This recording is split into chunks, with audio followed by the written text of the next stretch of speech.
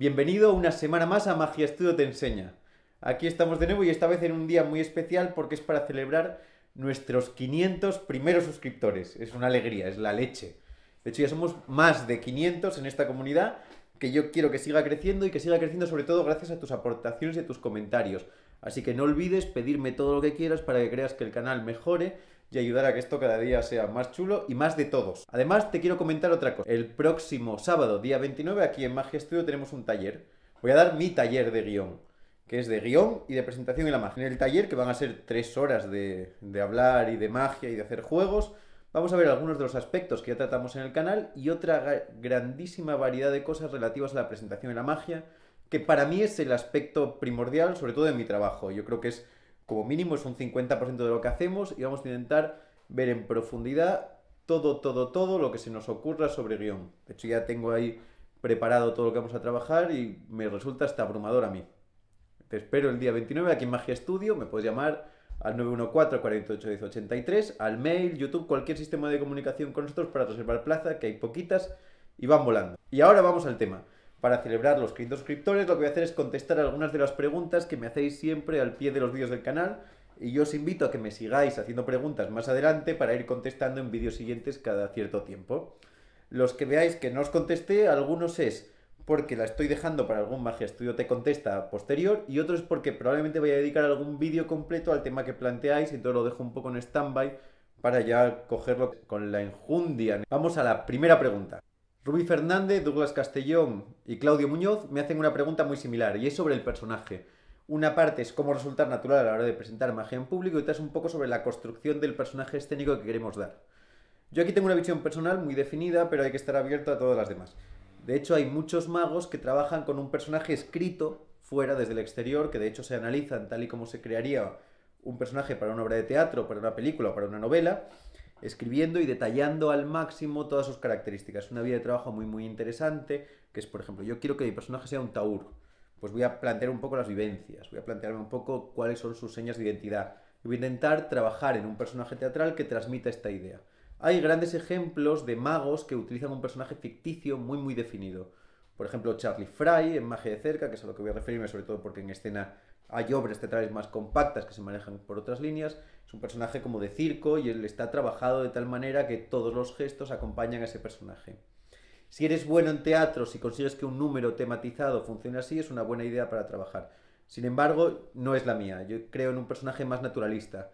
Yo intento presentarme yo mismo ante escena, intento explotar mis inquietudes, mis características personales, mis manerismos, mis formas de gesticular, de hablar, pulirla, eliminar las que creo que me parezcan menos escénicas y potenciar las que creo que sean más. ¿Cómo se mejora esto? Pues para mí principalmente a base de grabarme. Me intento grabar cuando actúo, veo lo que sobra, veo lo que falta, intento ir puliendo. Yo ya me tengo, yo soy yo. Sé cómo hablo, sé cómo me muevo, pero también sé que hay cosas que para público pueden no ser tan adecuadas o que necesite que mi personaje proyecte un poco más. Pues por ejemplo, yo estuve un tiempo yendo a clases de voz para poder transmitir mejor lo que quería decir. Y luego siempre es lo mismo, es ir limando asperezas para conseguir, en mi caso, que yo mismo funcione mejor en mi faceta escénica. De hecho, si me conoces verás que no soy tan diferente actuando como hablando directamente.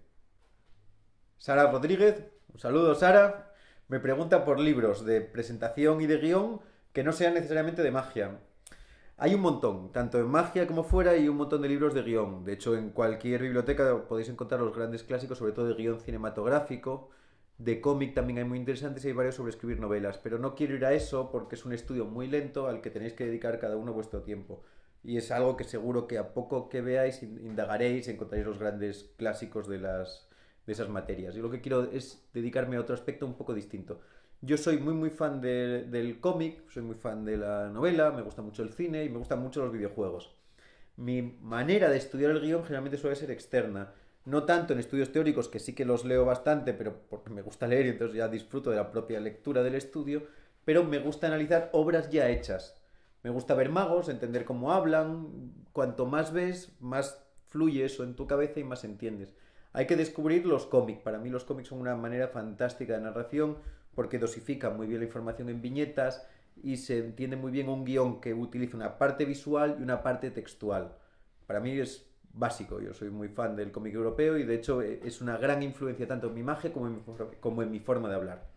Lo mismo pasa con la novela o el cine. Entender las pulsaciones de la novela y el cine nos sirve mucho para entender los guiones. De hecho, grandes de las estructuras que los magos manejamos no dejan de ser reducciones de estructuras de novela o estructuras de cine.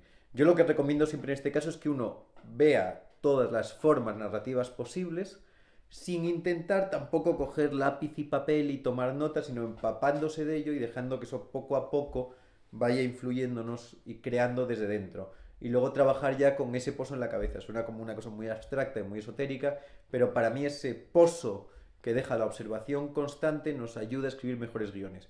Yo de todos modos, cada vez que leo un cómic, veo una película o descubro cualquier cosa, siempre estoy atento a cualquier pequeña idea, frase que me plantee una idea de presentación. Por ejemplo, con el cómic de Hellblazer tengo 3 o 4 presentaciones nuevas ahí en el candelero para juegos, de 3 frasecitas o 3 historias cortas que dejan caer y a mí me genera una chispa que me hace saltar eso. Luego, sobre cómo estructurar el guión más en serio por partes, algo que iremos tratando en vídeos mucho más allá y con mucha más profundidad. Fernando Nadal me pregunta una cosa muy interesante que ya habíamos hablado alguna vez él y yo aquí en persona, que es cómo encadenar juegos en una sesión o a lo largo de cualquier estructura cortita que tengan como presentación anécdotas o historias. Yo entiendo en este caso, por lo que hemos hablado previamente, que estamos tratando el tema de historias o anécdotas independientes, no una misma línea de charla. Claro, muchas veces nos da mucho miedo el saber cómo pasar de un efecto a otro, ¿no? Porque hay un aplauso y da muchas ganas de decir, bueno, y para mi siguiente juego, ¿no? Esa frase la queremos evitar y si no la quieres evitar deberías quererlo porque hay que banearla, eliminarla de nuestro vocabulario porque no podemos tener una rueda de catálogo de juegos de ir para el siguiente. Las transiciones de todos modos vienen dadas por algo que hablamos anteriormente en este vídeo, es el personaje y un poco por la idea de presentación. Si yo soy honesto conmigo mismo y mis presentaciones parten del estudio de los mismos conceptos, es probable que ya por sí mismos se hilvanen en una línea mayor, ¿no? Es como en un concierto, cuando se termina una canción y se pasa a la canción siguiente, no tienes que justificar ese paso de ninguna manera, porque al ser el mismo cantante, ser las mismas emociones, con las alteraciones que tenemos que tener de estructura, ya se genera muy muy bien la forma de entender que esas transiciones sean suaves y no choquen. Otra cosa a tratar muy importante sería cómo cambiamos los elementos de una parte a la otra, pero aquí estamos tratando más el tema de la presentación. El aplauso en sí, si es fuerte, ya te permite una caída que te deja relajarte y generar la introducción al siguiente efecto. Si yo tuviera que decir una clave fundamental para entender cómo hacemos este paso de efectos con presentaciones potentes o interesantes o con peso de una a la otra, te diría que es tener muy muy clara la frase final de un efecto para que la conclusión sea clara y sea tangible y no se parezca que va más allá, dejar la relajación total del aplauso y volver a entrar con fuerza entendiendo muy bien los primeros 10 segundos de la charla siguiente. Porque si creas ya el tema y el gancho emocional, no te preocupes tanto por el paso porque el espectador ya va a estar interesado en la siguiente historia con esa fuerza. Así que hay que pensar bien la primera frase y la última.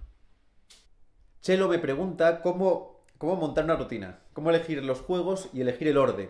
Básicamente su pregunta, que lo viene a decir al pie, es cómo montar una rutina de magia desde cero.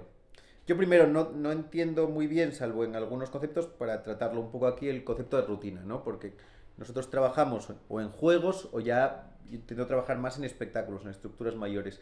Podríamos entender la rutina como el acto de 2 o 3 juegos destinados a presentaciones cortitas, que es para mí lo que más se adapta a ese término. O un número de concurso que prácticamente sería lo mismo, solo que más limitado en el tiempo. ¿Cómo elegir los juegos de una rutina y cómo encadenarlos? Elegir los juegos parte de uno, ¿no? Si tú trabajas mucho tu repertorio, poco a poco tendrás una lista muy personal y de ella tirarás. Otra idea es construir a partir de ya una idea de presentación global de la rutina, que ya sería otro jardín en el que no me voy a meter ahora. Pero prácticamente tú tienes tus juegos o los que más hayas trabajado, los que más disfrutes, tanto por presentación como por estructura y efecto. Porque es importante saber que tenemos que elegir los juegos que añadimos a nuestro repertorio, no tanto teniendo en cuenta si me gustan desde fuera, que es fundamental, que eso claro que hay que tenerlo en cuenta, pero también de una forma muy profunda saber que esos son tú, que encajan con tu forma de moverte, que encajan con el mensaje que sueles transmitir, y eso ya va a hacer mucho más fácil que esos juegos encajen en diferentes estructuras de rutina. Eso sí, yo intento, como claves muy importantes, intento empezar con un principio más cortito, y esto es muy variable, porque puede cambiar totalmente, pero es la línea en la que llevo ahora. un efecto más cortito con muy poca vida externa, que aparentemente el mago no manipule mucho y tenga un golpe lo más potente que pueda permitir. Una predicción abierta, un grial, una carta al número, si no tiene mucho manejo, para mí son efectos muy potentes de entrada. Cualquier cosa que llame la atención sin tener demasiada introducción, ya no tanto verbal, que no me importa, como digital. Un efecto que sea directo. Directa es la palabra para mí del primer efecto, más allá de la interacción con los espectadores. Después, sobre todo en una estructura como la que creo que estamos dando ahora, que es una rutina que es más cortita, busco efectos 1 o 2. Yo suelo trabajar en estructuras de 3 más 1, que es una introducción, 2 efectos centrales en los que busco un poco más de interacción, un poco más de desarrollo en mesa y un poco más de variedad expositiva, ¿no? Dos juegos que me gustan, que por método se encadene bien, que el efecto no se repita mucho, que las técnicas no se repitan demasiado, algunas condiciones que uno ya puede ir trabajando y que seguro que más adelante trataremos, pero que involucren a los espectadores emocionalmente, para mí con 2 focos de interés, porque aquí solo tengo 2 disparos, puedo hacer que se interesen por una cosa y por otra. Y luego ya voy a un final. El final, igual que el principio, tiene que ser extremadamente potente, pero para mí tiene que ser muy definitorio. Yo no quiero nunca que me pidan hacer más magia, no porque no les haya gustado, sino porque entiendan que esto ya se acabó, que la película ya se acabó, ya salieron los títulos de crédito y no hay que seguir. Entonces, finales en los que la baraja aparece en orden total, por ejemplo, son muy fuertes, cualquier estructura así malvada que se vaya generando los efectos anteriores. Me gusta acabar con figuras imposibles, la baraja de metacrilato, objetos que ya hagan necesaria la idea de que aquí se acaba la actuación y sea memorable si tengo una imagen final que el espectador pueda recordar. Es un tema que tengo que tratar aquí muy correcto para ti, pero yo creo que estos puntitos, al menos para empezar, nos dan. Termino con una última pregunta que es dura. Francisco José Araque me pregunta una cosa que me hacen, es una pregunta que me hacen muchas veces, y es: ¿cómo encadenamos juegos que cuenten con la misma historia? Es una cosa que nos planteamos mucho como en la presentación y que siempre tenemos en la cabeza la idea de cuando hacemos una rutina, cuando trabajamos una estructura de duración intermedia, queremos que una misma historia encadene todos los efectos. Quizá acercándonos más a la estructura de una película de cine en la que todas las escenas llevan a lo mismo, y alejándonos un poco del concierto en el que cada canción es de su padre y su madre, o una colección de cortos cinematográficos. Esa estructura está bien, pero tiene sus riesgos, porque la historia no sé hasta qué punto somos capaces de manejar muy bien historias tan largas en la magia sin que éstas flojeen por tener que caer en los efectos mágicos que presentan. También es verdad que hay que trabajar mucho, y en ese caso tú tienes una historia que quieres contar y vas a utilizar varios efectos, uno de inicio, uno de nudo y un desenlace. Vamos a poner una estructura muy sencillita. Como un consejo, ¿no? Que la historia de verdad se plantee en 3 partes, autoconclusivas más o menos, al tipo de capítulo de televisión, ¿no? El primer capítulo, segundo capítulo y tercer capítulo, no una película entera, de tal manera que al final de cada juego hay un pequeño epílogo, un final. Un final para que los espectadores no tengan la sensación de estar en un tren que sigue de un efecto a otro sin nada más que continuidad de charla y efectos que no les da tiempo a pararse, ¿no? Para mí los efectos dentro de esta sesión tan especial tienen que estar muy definidos y tienen que tener un final.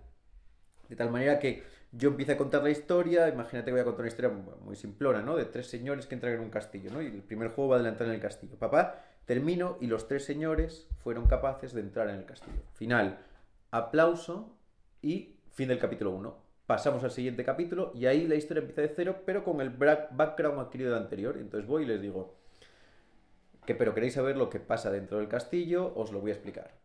Otro efecto. Y pausa y un final muy potente que dé conclusión a la historia y si queréis un pequeño epílogo. Pero sobre todo cuidado con la continuidad en este tipo de estructuras. Espero haber podido responder a algunas de vuestras preguntas y saber que estoy dispuesto a hacer estos vídeos muchas más veces, siempre contestando. Algunas serán más cortitas o más difusas, pero lo que me van a ayudar también es a elegir temas para Magia Estudios Te Enseña con más enjundia y dedicar a vuestras propuestas muchas más veces. No olvides que tenemos muchos más vídeos, que suscribirte al canal nos da mucha alegría, que tus comentarios son los que nos llenan de vida y nos ayudan a crecer, que compartas nuestro vídeo es oro para nosotros y que puedes contactar por cualquier medio. Te espero en el siguiente Magia Estudio Te Enseña y nos vemos aquí en Magia Estudio.